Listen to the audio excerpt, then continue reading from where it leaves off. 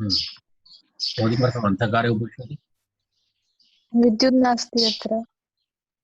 एवम्। येनाक्षरसमाम्नायमधिगम्य महेश्वरात् कृत्स्नं व्याकरणं प्रोक्तं तस्मै पाणिनये नमः। वाक्यकारं वररुचिं भाष्यकारं पतञ्जलिं पाणिनिं सूत्रकारं च प्रणतोऽस्मि मुनित्रयं नमस्कृत्य तदुक्तिः परिभाव्य च वैयाकरणसिद्धान्तकौमुदीयं विरच्यते।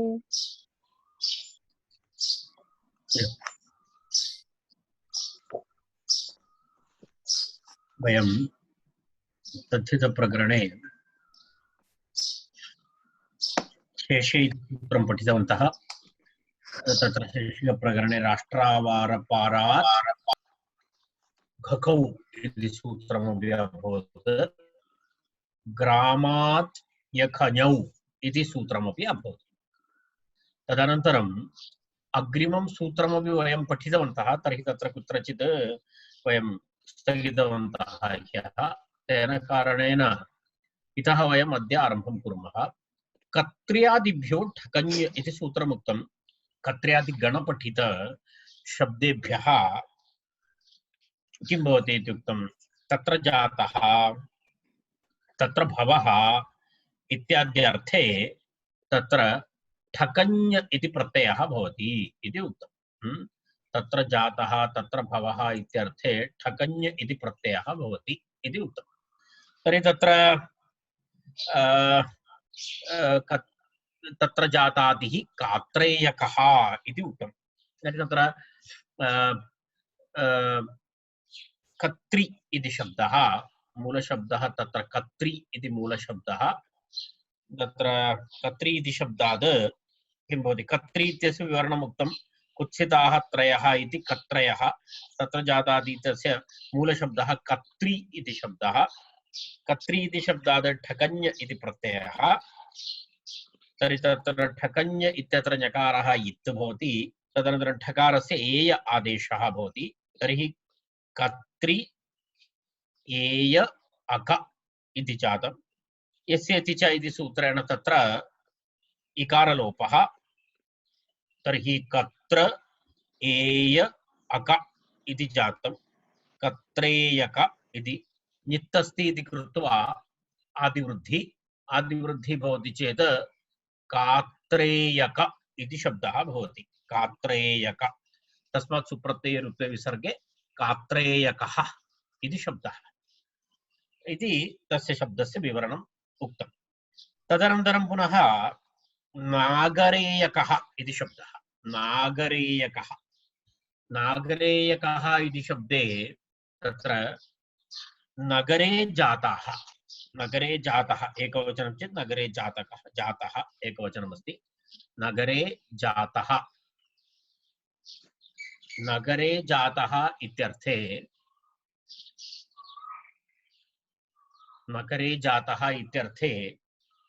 नगरशब्दात् ठकञ् प्रत्ययः। नगरशब्दोऽपि अस्मिन् गणे पठितः शब्दः। नगरशब्दात् नगरे जातः अथवा नगरे भवः इत्यर्थे नगर ठकञ्। तत्रापि पुनः एय एवं पुनः सर्वं समानमस्ति। नगर एय अक नगरेयक आदिवृद्धि नागरेयक इति आदिवृद्धि भवति चेत् नागरेयक इति भवति। नागरेयकः इति सुप्रत्ययरूपे विसर्गे नागरेयकः इति शब्दः भवति तत्र। तदनन्तरम् अग्रे तत्र एका अनुवृत्तिः अस्ति। तत्र एवं वदति ग्रामादिति अनुवृत्तेः, अर्थात् पूर्वसूत्रात् यदि ग्रामादिति शब्दस्य अनुवृत्तिमपि वयम् अत्र कुर्मः तर्हि तत्र स्वरितप्रतिज्ञा अस्ति इति वदति पूर्वसूत्रे। यत्र स्वरितप्रतिज्ञा भवति, स्वरितत्वेन उच्यते, तस्य अनुवृत्तिः भवितुम् अर्हति। तद् वयं ज्ञातवन्तः। क्वचित् एकदेशोऽपि अनुवर्तते इति एका परिभाषा अस्ति। सा परिभाषा एतद् निर्दिशति। तर्हि स्वरितप्रतिज्ञा अर्थात् सूत्रे यत्र स्वरितत्वेन उच्यते तर्हि तत्र अनुवृत्तिः भवितुमर्हति। तर्हि एवं ग्रामादिति अनुवृत्तमस्ति तत्र अनुवृत्तिः भवति इति वदति। तस्मादेव ग्रामादित्यनुवर्तेः इति स्वरितत्वादिति भावः। तथा च ग्रामशब्दादपि ठङञपि लभ्यते इत्यर्थः। तेन अयं लाभः ग्रामशब्दादपि ठगञ् प्रत्ययः भवति। अत्र उक्तमस्ति अनुवृत्तेः इति स्वरितत्वादिति स्वरितत्वादिति भावः। तथा च ग्रामशब्दात् ठगञपि प्राप्यते इत्यर्थः, लभ्यते इत्यर्थः। तेन ग्रामशब्दादपि ठगञ् प्रत्ययः भवति। ग्रामशब्दादपि ठगञ् प्रत्ययः भवति चेत् कथं रूपं भवति? तत्र ग्राम ठगञ् पुनः ग्रामाट्ठ इति स्थाने तत्र एय आदेशः ग्राम एय अक ग्रामेयक इति शब्दः भवति। ग्रामेयक इति शब्दः भवति। ग्रामे भवः, ग्रामे जातः इत्याद्यर्थे ग्रामेयक इति शब्दः भवति। ग्रामेयक।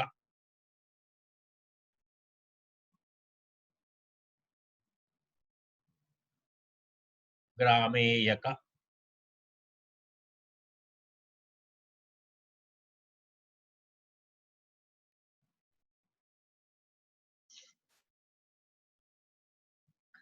अग्रिमं सूत्रं कुल कुक्षि ग्रीवाभ्यः श्वास्य अलङ्कारेषु इति सूत्रम्। कुल कुक्षि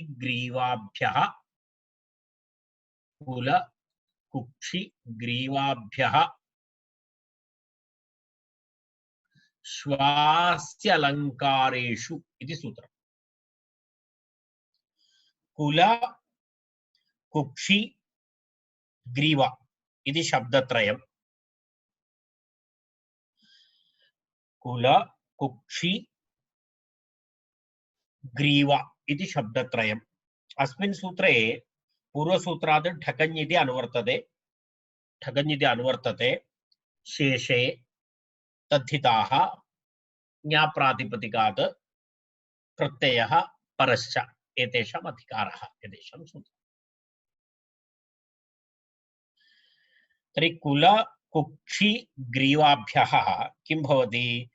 श्वास्य अलङ्कारेषु इति। श्वा इति श्वा, असि असि इति खड्गः, असि अनन्तरम् अलङ्कारः, अलङ्कारविशेषः।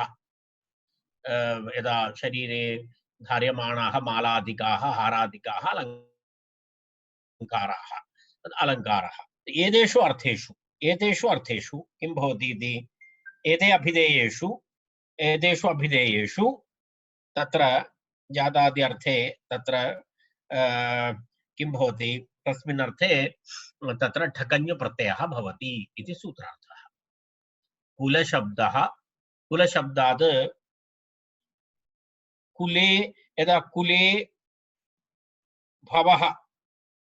कुले भवः श्वा, तत्र कौलेयकः इति यः कुले यस्य कस्यापि कुलमस्ति तत्र एकः कुतः अस्ति, श्वः अस्ति, शुनकः अस्ति, सः कौलेयकः।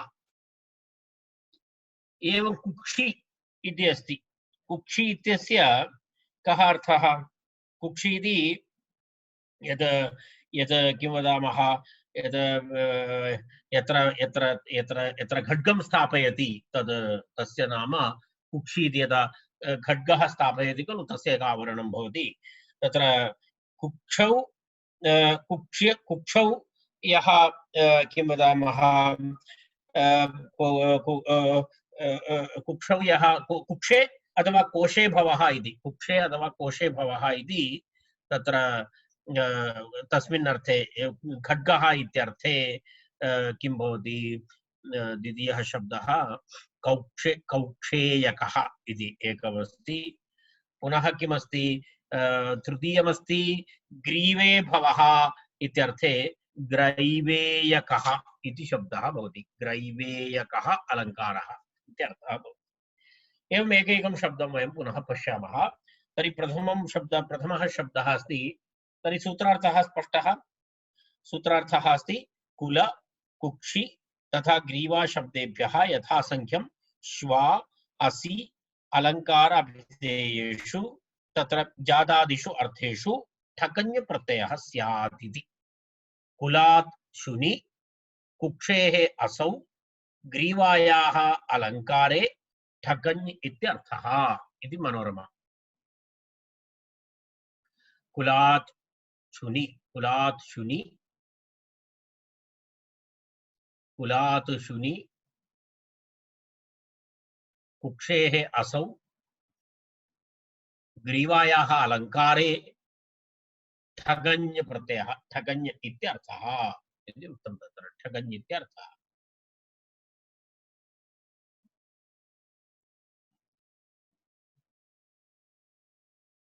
ठगञ् इत्यर्थः।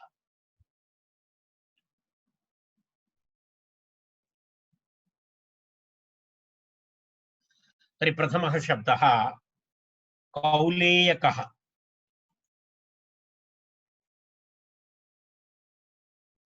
कौलेयकः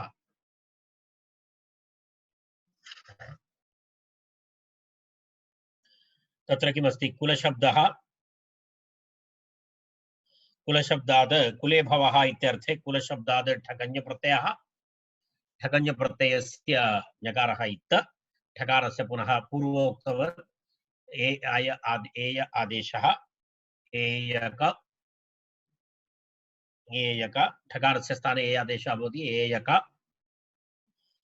कुल एयक आदिवृद्धि कौलेयक कौलेय कुल इति अस्ति यस्य इति च इति अकारलोपः तु भवत्येव तदहं उक्तवान् उक्तवान् परन्तु जानन्ति भवन्तः कुलशब्दाद् लकार उत्तरवर्ति अकारस्य लोपः भवति। तर्हि कौलेयकः कौलेयकः सुप्रत्यये रुत्वे विसर्गे कौलेयकः इति रूपं भवति। कौलेयकः इति रूपं भवति। इति एतस्मिन् अर्थे कौलेयकः। अन्येषु कुले भवः इत्यर्थे कौलः इति भवति। कौलः यदा केवलं कुले भवः श्वा इत्यर्थे कौलेयकः इति शब्दः। केवलं कुले भवः अन्यत् किञ्चित् अन्यः कश्चन तर्हि कौलः इति रूपं भवति। तत्र अण् प्रत्ययान्तः भवति। तत्र शेषे इति अण् भवति। तत्र भवः इति अण् प्रत्ययः भवति। यदि कुलशब्दात् अण् प्रत्ययः भवति चेत् कौलः इति भवति। कुलशब्दात् अण् प्रत्ययः भवति चेत् कुल अ आदिवृद्धि कौ कौल अ यस्य च इति अकारलोपः कौल अ कौल कौलः इति भवति। तदेव तत्र उक्तं कौलो अन्यः। कौलो अन्यः इति सामान्यार्थे कुले भवः इति सामान्यार्थे श्वा इत्यर्थः यत्र नास्ति तत्र तु कौलः। श्वा इति अर्थः अस्ति तर्हि कौलेयकः इति शब्दः भवति। कौलेयकः कौलेयकः कौक्षेयकः इति अपरः शब्दः। कौक्षेयकः कौक्षेयको नाम कौक्ष कुक्षि कुक्षि नाम कोशः यत्र यत्र गड्गं स्थापयति। यदा गड्गं स्थापयितुम् एकम् आवरणं भवति तस्य नाम अस्ति कुक्षि अथवा कोशः। तर्हि तस्मिन् तत्र भवः इत्यर्थे तत्र भवः असिः खड्गः इत्यर्थे तत्र किं भवति? कुक्षि शब्दात् कुक्षौ भवः इत्यर्थे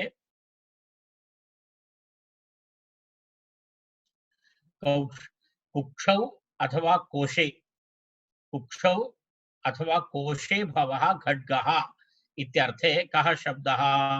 कौक्षेयकः इति शब्दः। कौक्षेयकः कुक्षि इत्यस्य उदरम् इत्यपि अर्थः अस्ति। कुक्षि कुक्षि इत्यस्य तद्भिन्नः अर्थः। अत्र कौक्षेयकः कुक्षौ भवः इति कुक्षि शब्दात् ठगञ् प्रत्ययः। कुक्षि शब्दात् ठगञ् प्रत्ययः। कुक्षि ठगञ् कुक्षि ठगञ् तत्र नित् अस्ति ठग अन्य सर्वं समानं। कुक्षि शब्दस्य इकारस्य लोपः कौक्ष कौक्ष एयक कौक्षेयक कौक्ष एयक कौक्षेयक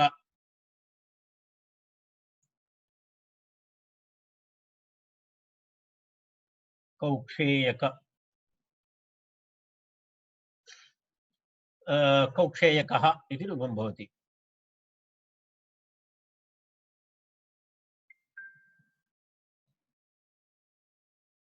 कौक्षेयक इति।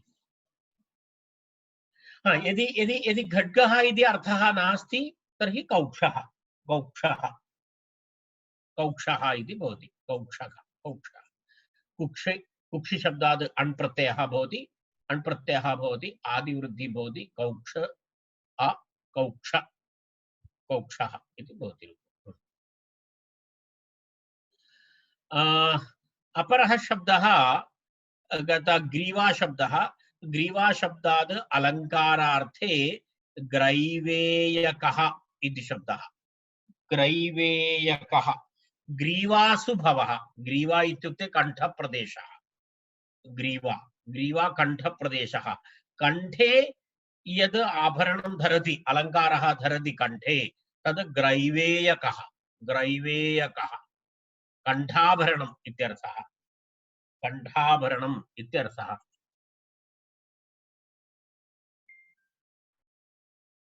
कण्ठाभरणं भवति। ग्रैवेयकः इति शब्दः।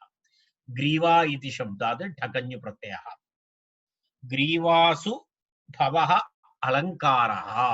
ग्रीवासु भवः अलङ्कारः इत्यर्थे ग्रीवा शब्दात्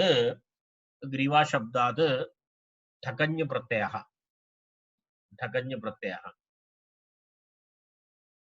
ग्रीवा ठकञ् ठकारस्य संज्ञालोपः ठकारस्य आदेशः ञकारस्य संज्ञालोपः एवं पूर्वोक्तप्रकारेण ग्रीवा इत्यस्य आकारलोपः ग्रीवा एयक ग्रीव एयक ग्रीवेयक पुनः आदिवृद्धि ग्रैवेयक सुप्रत्यय विसर्गे ग्रैवेयकः। ग्रैवेयको अलङ्कारः। ग्रैवेयकः नाम अलङ्कारः। पुनः तत्र किमस्ति अलङ्कारः अभवत्। तदनन्तरं पुनः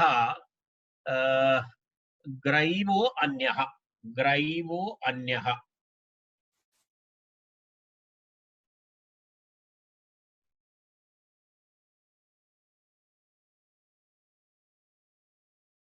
ग्रैवः अन्यः।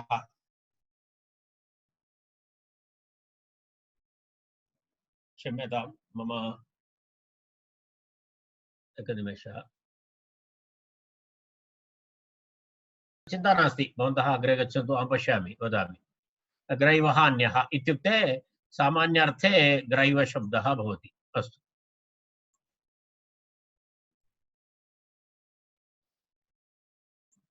अग्रिमः शब्दः अग्रिमं सूत्रं प्रति गच्छामः।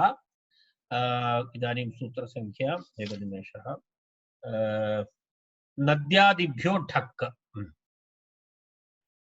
नद्यादिभ्यो ढक्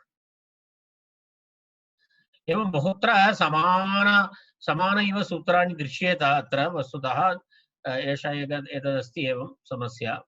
नद्यादिभ्यो ढक् इति नदी नदी नदी इति आरभ्य इदानीं तृतीयं सूत्रमस्ति। इतः पूर्वमपि एवं सूत्राणि आगतानि सन्ति। नद्यादिभ्यः नद्यादि तत्र पुनः गणः नद्यादिभ्यः ढक् इति भवति। नद्यादिभ्यः ढक् इति तत्र पुनः कश्चन गणः नद्यादिगणः नदी मही वाराणसी श्रावस्ती कौशाम्बी वनकौशाम्बी काशपरी काशभारी खादिरी पूर्वनगरी पाठा माया शाल्वा दार्वा सेतकी इति गणः। अस्मिन् गणे ये शब्दाः भवन्ति तेभ्यः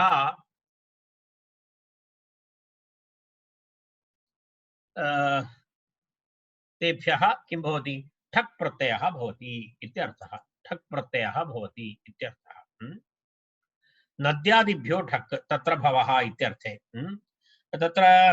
तत्र किमस्ति नदी शब्दः तत्र नद्यादिभ्यः शेषे तद्धिताः ज्ञाप्रातिपदिकात् प्रत्ययः परश्च एतेषां सर्वेषां तत्र किं भवति अधिकारः भवति।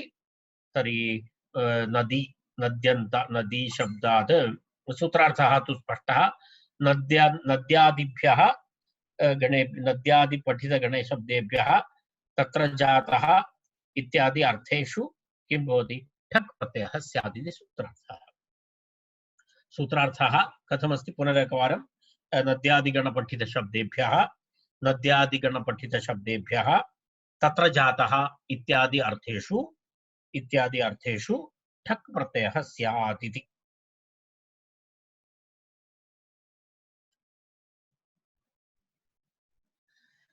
अत्र नद्यादि नादेयम् इति शब्दः नादेयम् इति शब्दः नादेयम् इत्युक्ते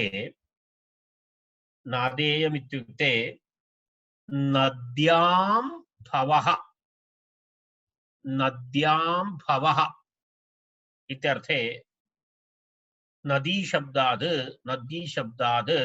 ठप् प्रत्ययः ठक् प्रत्ययस्य ककारस्य संज्ञालोपः ठक् प्रत्ययस्य स्थाने एय आदेशः नदी एय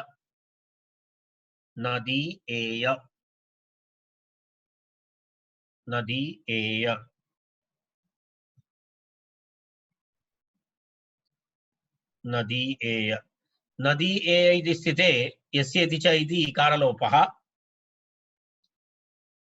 इकारलोपः नद एय नदेय आदिवृद्धि किति च इति सूत्रेण आदिवृद्धि तर्हि नादेय इति शब्दः भवति नादेय नद्यां भवम् नद्यां यत्किमपि जायते तस्य नादेयम् इति शब्दः नादेयम् इत्युक्ते नद्यां जातः इति अर्थः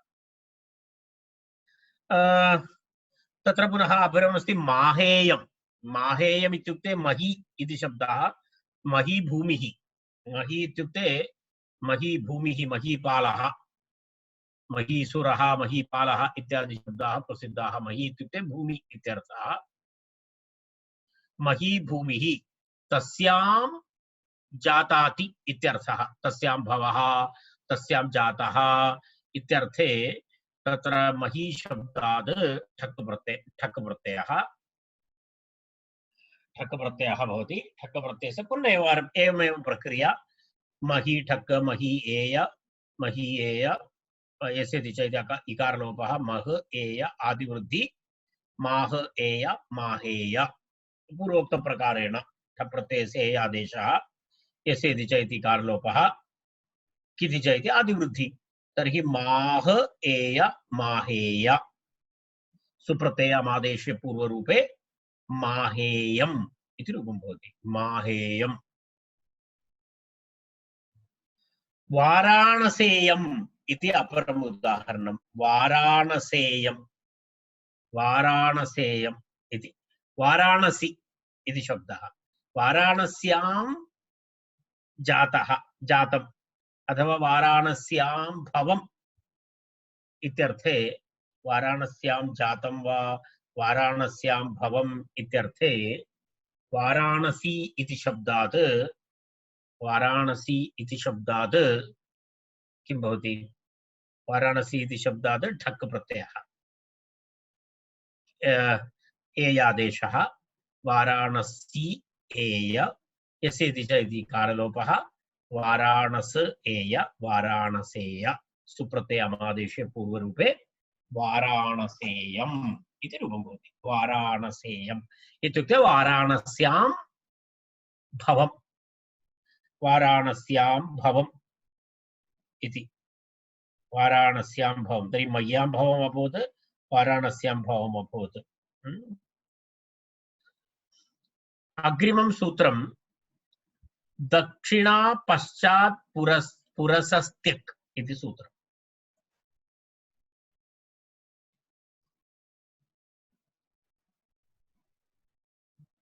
दक्षिणा पश्चात् पुरसस्त्यक्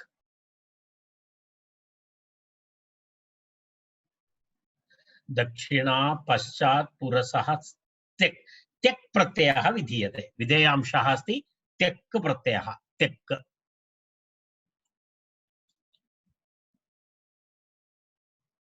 त्यक् प्रत्ययः विधेयांशः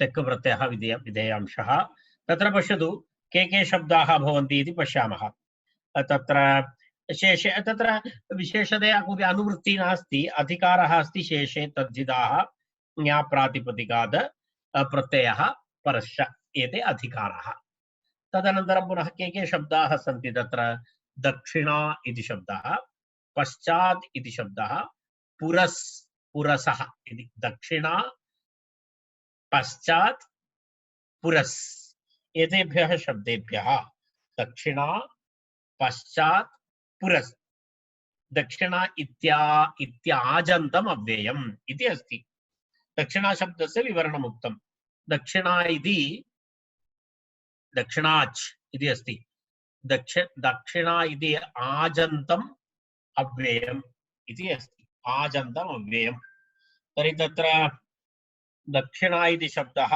दिग्वाचकशब्दः अस्ति दक्षिणे भवः इति दक्षिणा भवः इति दक्षिण अव्ययमस्ति खलु दक्षिणा भवः इति पुनः पश्चात् भवः इति पश्चात् इति पश्चिम इति अर्थे पश्चात् इति शब्दः तदनन्तरं पूर्वः इत्यर्थे पुरस् इति शब्दः तत्र अस्ति पुरः भवः इति तर्हि एकैकं शब्दं वयं पश्यामः तत्र अव्ययसाहचर्यात् आजन्तं गृह्यते इति भावः तर अन्य दक्षिणा इति स्त्रीलिङ्गशब्दः अकारान्त स्त्रीलिङ्गशब्दः अपि अस्ति दक्षिणा इति परन्तु अत्र पश्चात् अनन्तरं पुरस् इति द्वयोः अव्यययोः साहचर्यात्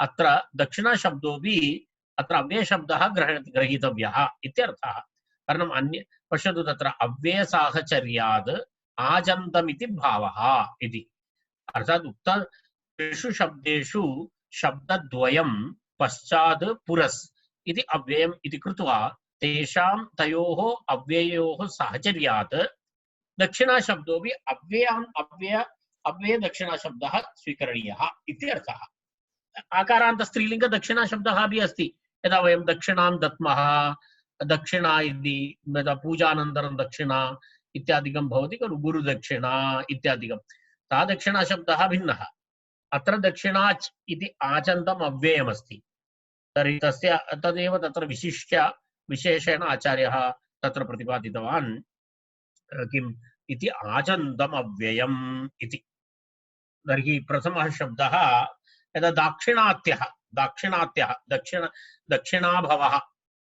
दक्षिणाभवः दक्षिणदेशे जातः सः दाक्षिणात्यः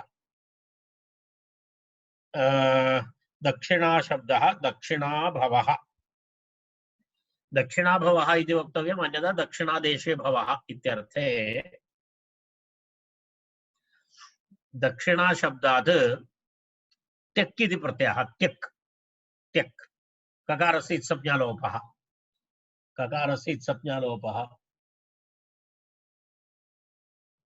इत्संज्ञालोपः भवति चेत् दक्षिणात्य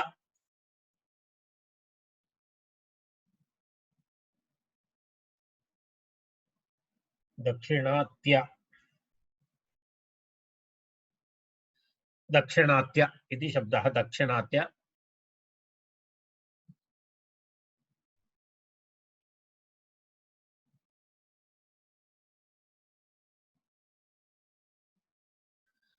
आदिवृद्धि दाक्षिणात्य इति शब्दः भवति तत्र आकारलोपः तु न भवति भसज्ञाभावेन पूर्वमुक्तम्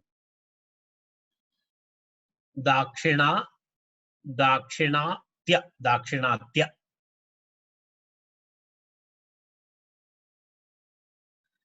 पुनः अपरः शब्दः अस्ति पश्यतु पश्चाद्भवः इत्यर्थे पश्चिमः एतत् सर्व पश्चिमः इति वेस्टर्न् इति वयं इंग्लिश भाषायां वदामः तस्मिन् अर्थे पाश्चात्यः इति शब्दस्य प्रयोगः भवति पाश्चात्यः तस्य विपरीतमस्ति पौरस्त्यः पूर्वदेशे पश्चिमदेशे जातः पाश्चात्यः पूर्वदेशे जातः पौरस्त्यः इति तेषु अर्थेषु एतस्य प्रयोगः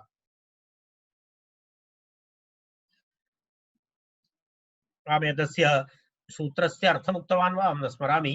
दक्षिणा बालमनोरमायाम् अस्ति, दक्षिणा पश्चात् पुरस् येभ्यः अव्ययेभ्यः जाताद्यर्थेषु त्यक् प्रत्ययः स्यात् इति सूत्रार्थः। तद् भवन्तः अहं पूर्वं न उक्तवान्, कदाचित् स्पष्टमस्ति इति कृत्वा न उक्तवान्। तथापि भवन्तः पश्यन्तु बालमनोरमायां दक्षिणा पश्चात् पुरस् येभ्यः अव्ययेभ्यः जाताद्यर्थेषु त्यक् प्रत्ययः स्यात् इत्यर्थः। त्यक् प्रत्ययः स्यात् इत्यर्थः।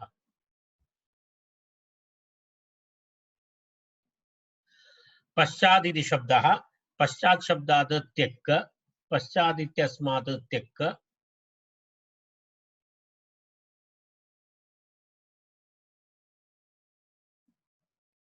पश्चात् शब्दात् त्यक् भवति। पश्चात् त्य, पश्चात्य आदिवृद्धि,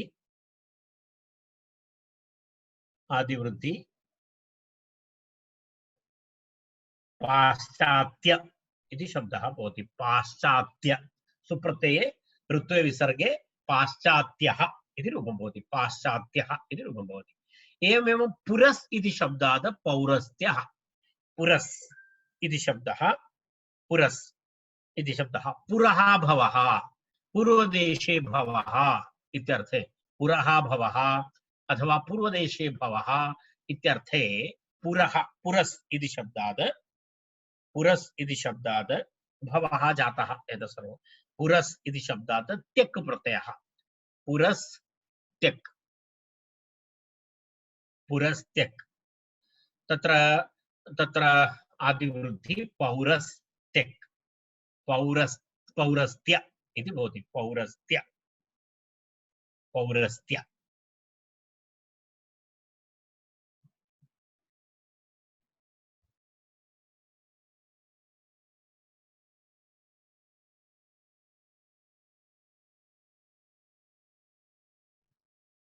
पौरस्त्य इति शब्दः भवति।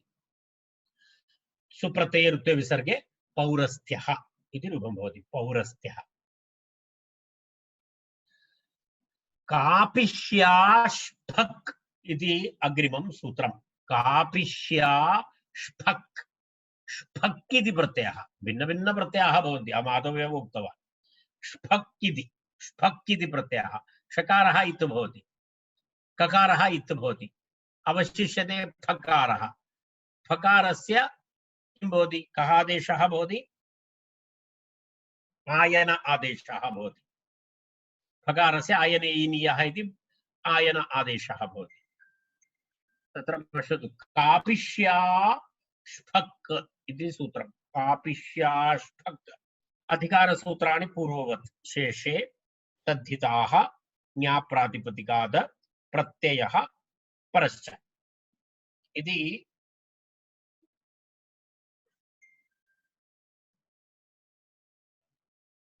तत्र कापिष्याः फक् इति ष्फक् इति छेदः, पदच्छेदः, द्विपदं सूत्रं। कापिष्याः ष्फक् इति पदच्छेदः। कापिशी शब्दात् ष्फक् स्यात् इत्यर्थः, तत्र भवः इत्यर्थे। कापिशी शब्दात् तत्र भवः इत्यर्थे, तत्र भवः इत्यर्थे किं भवति? तत्र किं भवति? कापिशी शब्दात् तत्र भवः इत्यर्थे कः प्रत्ययः भवति? ष्फक् प्रत्ययः भवति। कापिशी नाम देशविशेषः। कापिशी इत्युक्ते किमस्ति? कापिशी नाम देशविशेषः। देशस्य नाम अस्ति कापिशी। कापिशी इति शब्दः अस्ति, कापिशी।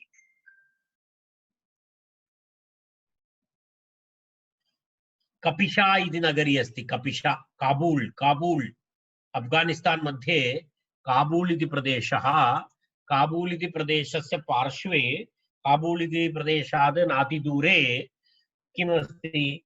तत्र कपिशा इति प्रदेशः। कपिशा, कपिशा तस्यैव नगरी, तस्य नाम अस्ति कापिशी इति। तत्र मधु शहत् बहु प्रसिद्धम् अस्ति। ततः